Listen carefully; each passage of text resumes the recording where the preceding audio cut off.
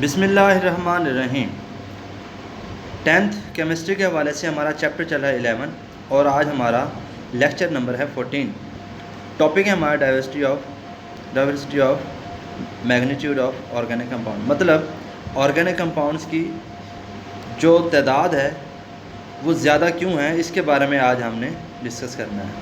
वैसे तो आपको पता तकरीबन कितने एलिमेंट्स आज तक जाने जाते हैं, 118 है, और इनके मिलने से जो कंपाउंड्स बनते हैं उनमें सबसे ज़्यादा जो तादाद है वो ऑर्गेनिक कंपाउंड्स की है। अब इसके रीज़न्स क्या हैं, चंद रीज़न्स हैं वो हम पढ़ते हैं। एक है कैटिनेशन, आइसोमेरिज्म है, स्ट्रेंथ ऑफ कोवेलेंट बॉन्ड्स है, और इसके बाद हम multiple bonding. One by one हम डिस्कस करते हैं। सबसे पहले हम डिस्कस करने जा रहे हैं वो है कैटिनेशन। कैटिनेशन क्या है, आपने लास्ट लेक्चर में पढ़ा होगा कि कार्बन यूँ एक दूसरे के साथ मिलकर चेन बनाते हैं।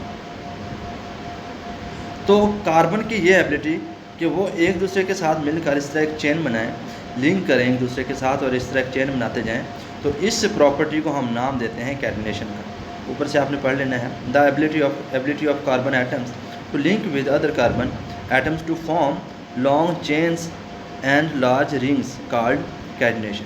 अब ये कैटिनेशन कौन से एटम्स ऐसे हैं जो कर सकते हैं, या क्या कंडीशन है जिस बेस पे एटम्स जो हैं वो कैटिनेशन करते हैं। दो उसने कंडीशंस बताई हुई वो हम देखते हैं।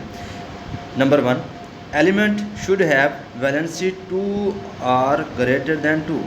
आपको पता है कार्बन की वैलेंसी कितनी है, 4 यानी 4 इसकी वैलेंसी है, तो 2 से ज़्यादा होगी तो 100 कार्बन कर सकता है। लेकिन और भी एलिमेंट्स हैं जिनकी कार्बन से यानी 2 से ज़्यादा वैलेंसी होती है, लेकिन वो कैटिनेशन नहीं करते हैं। दूसरी कंडीशन भी पूरी करनी होगी। दूसरी कंडीशन क्या है, bonds made by an element with its own atoms, यानी कि एक एलिमेंट के एटम जो आपस में बनाते हैं बॉन्ड, शुड बी स्ट्रॉन्गर, वो ज़्यादा स्ट्रॉन्ग होना चाहिए than bond made by the elements with other atom especially oxygen. अब देखें ज़रा, इधर ही देख लें, कार्बन और ऑक्सीजन के दरमियान जो बॉन्ड है वो वीक होगा, कार्बन और कार्बन के दरमियान जो बॉन्ड है वो स्ट्रॉन्ग होगा। अगर आपस में जो बॉन्ड बना रहे हैं किसी भी एलिमेंट्स के एटम, वो बॉन्ड अगर स्ट्रॉन्ग है तो वो कैटिनेशन करेंगे, अदरवाइज़ नहीं करेंगे। क्योंकि अगर ये ऑक्सीजन ख़ास तौर पर उसने बात की है कि अगर ऑक्सीजन का बॉन्ड ज़्यादा स्ट्रॉन्ग हो जाएगा तो वो ऑक्सीजन के साथ तो मिल पाएगा लेकिन इस आपस में नहीं। इसकी एक एग्जांपल दे रहा है नीचे, वो भी हम देखते हैं, इसी को एक्सप्लेन कर रहे हैं नीचे एग्जांपल में। ज़रा देखिए, कार्बन और कार्बन बॉन्ड की जो एनर्जी है वो है 355 किलो जॉल पर मोल। इसके मुकाबले में सिलिकॉन की है ये। अब इसी को हम कंपेयर करते हैं ऑक्सीजन के साथ। देखिए ज़रा, SiO इस बॉन्ड की एनर्जी जो है वो कितनी है जी, CO की इतनी।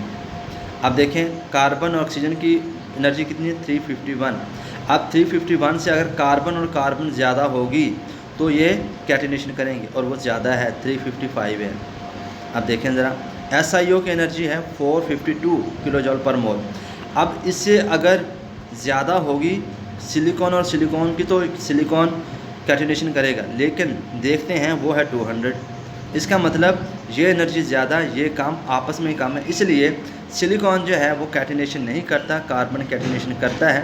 तो ये क्वेश्चन भी पूछा जा सकता है आपसे कि सिलिकॉन और कार्बन अगरचे दोनों की इलेक्ट्रॉन कन्फिग्रेशन देखा जाए सेम है, ठीक है, लेकिन कार्बन जो है वो क्या करता है, कैटिनेशन शो करता है, सिलिकॉन शो नहीं करता।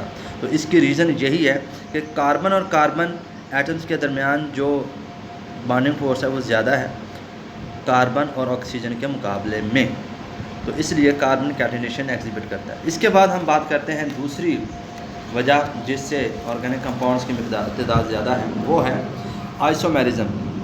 आइसोमर्स क्या होते हैं, आइसो का वर्ड पहले भी हम पढ़ चुके, उस वक्त भी बताया था, लास्ट लेक्चर्स में हमने बात की थी कि आइसोमर्स क्या होते हैं। पहले तो देखें, isomers the compounds are said to be isomers if they have the same molecular formula. Molecular formula same होगा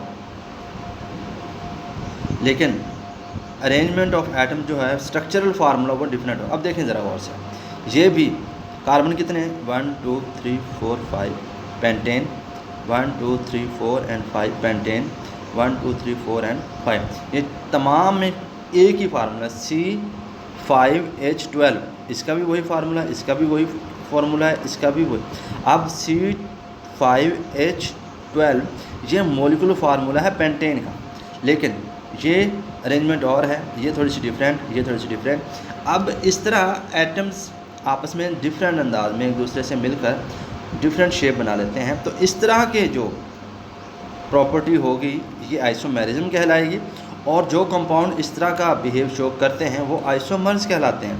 तो आइसोमर्स क्या हुए, ऐसे कंपाउंड जिनका मॉलिक्यूलर फार्मूला तो सेम बट जो स्ट्रक्चरल फार्मूला है या अरेंजमेंट ऑफ एटम्स जो है उनकी वो मॉलिक्यूल्स में डिफरेंट हो, तो ऐसे कंपाउंड आइसोमर्स कहलाते हैं, और ये प्रॉपर्टी आइसोमेरिज्म कहलाती है।